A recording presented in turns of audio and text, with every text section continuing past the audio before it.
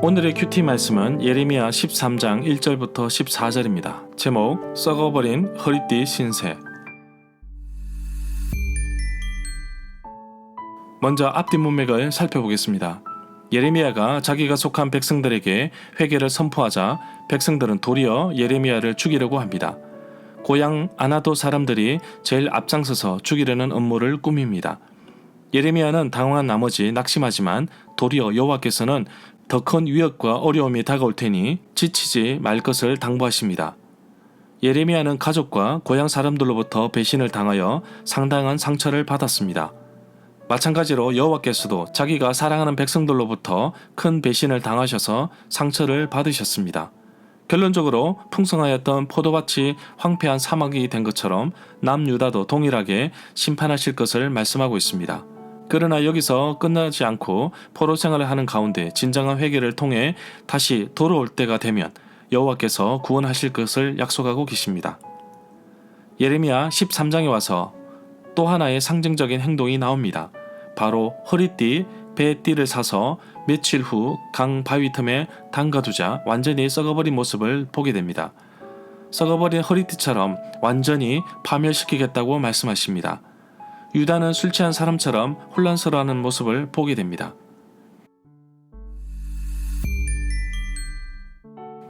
문단을 나눠보겠습니다.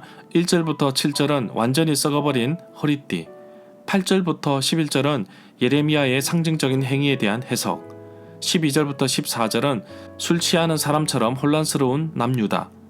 1절에 보면 여호와께서 예레미야에게 배로 만든 배띠를 사서 허리에 띠고 물에 적시는 일이 없도록 하라고 하십니다. 여기에서 띠는 옷 속으로 맨 허리에 두르는 천을 가리키는 것으로 봅니다. 물에 적시는 일이 없도록 하라는 것은 조심해서 간수하라는 뜻으로 이해할 수 있습니다. 2절에 보면 여호와께서 말씀하신 대로 배띠를 사서 허리에 둘렀는데 보통 선지자들은 여호와의 말씀을 선포한 뒤에 상징적인 행위를 합니다. 선포한 여호와의 말씀이 단순히 말에 그치는 것이 아니라 보여주는 모습, 상징을 통하여 인상 깊게 남기기 위해서입니다. 또한 여호와의 말씀이 선포되었으니 반드시 이루어질 것이라는 것을 다시 한 번 더 확인시켜주는 역할을 하게 됩니다.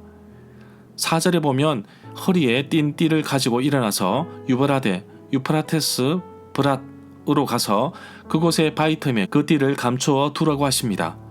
여기에서 말하고 있는 유브라데는 메소포타미아에 있는 유브라데가 아니라 아나도스로부터 1시간 남짓 걸으면 다다르는 요단강 지류, 오늘의 와디파라, 아켈라의 헬라어 번역에서 이렇게 옮기고 있습니다. 이 요단강 지류를 가리키는 것으로 보고 있습니다.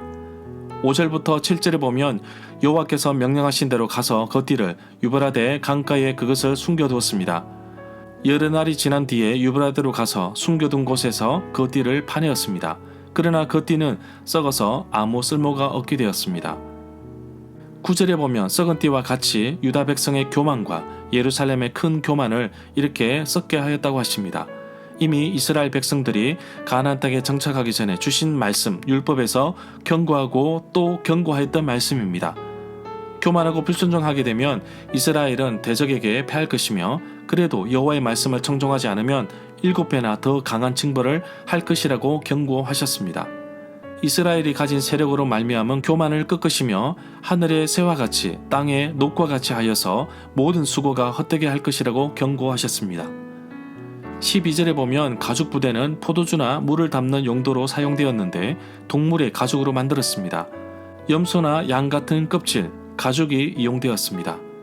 14절에 보면 여호와께서 예루살렘과 유다를 파멸, 심판하려는 의도를 추가적으로 설명하고 있습니다. 예레미야는 다른 곳에서도 여호와의 진노를 백성과 나라에 취하게 만드는 포도주에 비유하고 있는 것을 볼 수 있습니다. 절마다 상세한 설명과 구절에서 그리고 핵심 내용과 중심 줄거리는 네이버 블로그에 올려져 있습니다. 내게 주시는 교훈입니다. 남유다 백성들처럼 나의 삶에서도 이러한 모습이 있지 않는지 점검해 보기를 원합니다. 하나님께서 나를 하나님의 자녀로 삼으시고 마치 허리에 동요매는 띠처럼 단단하게 하나님께 고정시켰는데 어느 순간에 하나님을 떠나고 세상을 향하여 달려가지는 않았는지요. 하나님 말씀보다 세상의 방식이 좋아서 발에 담그지는 않으셨는지요. 물에 닿으면 썩는 뱃띠는 사람의 허리에 동여매고 있을 때 진정으로 빛이 납니다. 나는 누구에게 동여매고 있습니까? 세상이 주는 달콤함에 빠진다면 물에 담가지면 반드시 썩게 되어 있습니다. 여호와께서는 썩은 뱃띠처럼 변해져 버린 남유다 백성들을 진멸하신다고 말씀하신 것처럼 변해버린 우리 모습을 보시면서 하나님도 우리에게 징계를 내리실 것입니다. 하나님께 붙어 있어야, 하나님께 꽉 매어 있어야 뱃띠의 역할을 잘하고 빛이 나듯이 나는 오늘도 하나님께 꽉 붙어 살렵니다. 죄악이 넘실대는 강물에서 조금도 담그지 않으렵니다. 오늘도 하나님 말씀 속에서 하루의 삶을 걸을 때 주께서 피곤치 않도록 붙들어 주시고, 또한 내가 말씀 속에서 꼭 붙들려 살 수 있도록 내 손을 꼭 잡아 주옵소서.